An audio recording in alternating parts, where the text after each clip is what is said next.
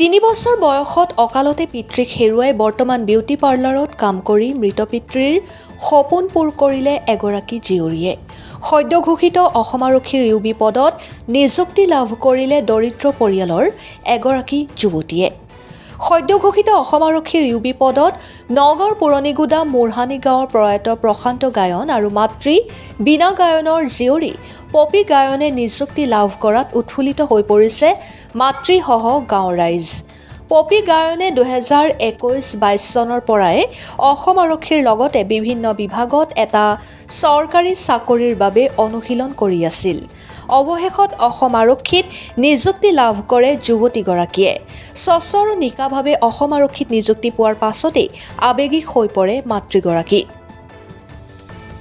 স্বচ্ছ নিকাভাৱে ৰাজ্যৰ নিবনুৱা যুৱক যুৱতীসকলক নিযুক্তি দিয়াক লৈ মুখ্যমন্ত্ৰীগৰাকীক ধন্যবাদ জ্ঞাপন কৰে।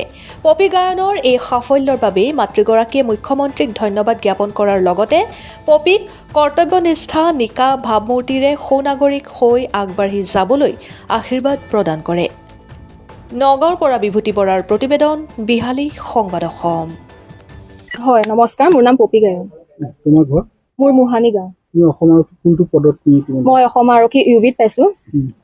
তুমি এবাৰ প্ৰথম পাইছানে চাকৰি? হয়, মই এবাৰ প্ৰথম। তুমি পঢ়া শুনা কৰি আছা নেকি? মই পঢ়া শুনা এৰিলো। 2019 চনত মই BA পাছ কৰিলো। তাৰপিছত মই এখন পাৰ্লাৰ দিলো সৰু সুৰাকৈ।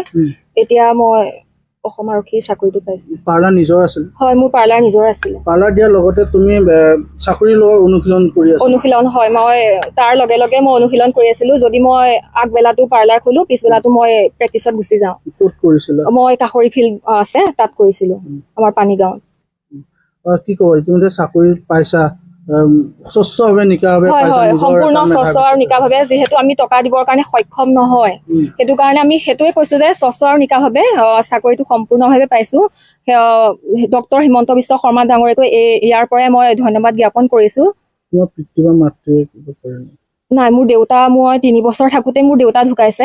মোৰ মায়ে একো নকৰে বা হাউচ ৱাইফ। পিতৃ সৰুতে ঢুকাইছে? হয় হয়। তেতিয়াৰ পৰা তুমি কেনেকে কষ্ট তুমি পাৰ কৰিছা, সংগ্ৰাম কেনেকে? তেতিয়াৰ পৰা মায়ে গৰু ছাগলী পুহি তেনেকে আমাক পঢ়া শুনা কৰালে। আমাৰ ইয়াত 3টা ল'ৰা ছোৱালী আছিলো, বা মই দাদা, তেনেকে আমাৰ 3টা ল'ৰা ছোৱালীক শিক্ষা জ্ঞান কৰিলে। আৰু এতিয়া চাকৰিৰ ক্ষেত্ৰত যথেষ্ট প্ৰত্যাহ্বান হ'ব, ঘৰৰ পৰা আঁতৰত থাকিব লাগিব, তেনেদৰে নিজৰ চাকৰি জীৱনটো তুমি আগুৱাই নিবা? হয় হয়, মই ৰাইজৰ হকে কাম কৰি যাব বিচাৰো। ভালকে মই অনুশীলন কৰি আমাৰ ট্ৰেইনিং যিহেতু হ'ব, তাত ভালকে কৰি পেলাই মই ৰাইজৰ হকে কাম কৰি যাব বিচাৰো। তোমাৰ নামটো? মোৰ বীণা গায়ন। আপোনাৰ ঘৰ? ঘৰ মুহানী। ছোৱালীয়ে চাকৰি পাইছে? ছোৱালীয়ে চাকৰি পাইছে। এতিয়া মই বহুত সুখী, বহুত আনন্দ পাইছো। আগত বহুত দুখত খালো। গৰু ছাগলীও পুহি কৰি সিহঁতক পঠিয়াও স্কুললৈ। স্কুলৰ পৰা আহে, আকৌ পাছবেলা টিউচনলৈ যায়। টিউচনৰ পৰা আহি আকৌ ঘৰত পঢ়েহি। তেনেকেই তেহেঁতক মই পঠিয়ালো। তেনেকে ডাঙৰ তাই বহুত যথেষ্ট কষ্ট কৰিছিলে। খোৱা বোৱা বজাৰ সমাৰ কৰিব লাগে, তাই চবলৈকে যাব লাগে তাই। তাৰপৰা এতিয়া তাই আকৌ হেৰিয়াত চাকৰিটোৰ কাৰণে দৌৰিলে, ময়ো জগাই কৰি দিওঁ। নোখোৱাকে যায়গে, আহি পেলাই আকৌ মই দিওঁ, খাই কৰি আকৌ তাই পাৰ্লাৰলৈ যায়গে। যথেষ্টখিনি কষ্ট কৰিছে। কি ক'ব ইতিমধ্যে চৰকাৰলৈ? এতিয়া চৰকাৰলৈ মোৰ হিমন্ত বিশ্ব শৰ্মা ডাঙৰীয়ালৈ মই ধন্যবাদ জ্ঞাপন কৰিছো। মই বহুত সুখী হৈছো। সিমানে কৈ মই